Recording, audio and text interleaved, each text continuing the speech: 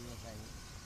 संबंधित प्रशासनानं कुठलीही दखल घेतली नाही, कलेक्टरनं घेतली नाही, अधीक्षकानं घेतली नाही, पोलीस अधीक्षकानं, इथे शिक्षणाधिकाऱ्यांनी घेतली नाही, सी ओ जे आहेत त्यांनीही दखल घेतली नाही. आज 6 दिवस झाले आणि 6 दिवसापासून उपोषणाला बसलेलो आहोत. 14 ऑगस्टपासून.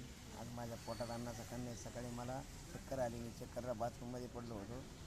प्रशासनाला माझी विनंती आहे की त्यांनी माझ्या उपोषणाची लवकरात लवकर दखल घ्यावी. आज माझं कुटुंब, आज आम्ही रस्त्यावर आहोत. तरीही या हरामखोर अधिकाऱ्यांना कोणत्याही प्रकारची जाणीव नाही. आम्हाला प्रशासनाला विनंती करायची आहे की त्यांनी ताबडतोब आमच्या या उपोषणाची दखल घेण्यात यावी आणि आम्हाला योग्य तो निर्णय द्यावा. माझी एकच मागणी आहे, मला शालार्थ आय डी आणि सेवा सातत्य देण्यात यावं आणि प्रस्तावाची प्रत देण्यात यावं. प्रस्तावाची प्रत जर दिली, सगळं काही दिलं आणि आजपर्यंत जो पत्रव्यवहार झाला त्या पत्राच्या प्रती मला देण्यात यावा.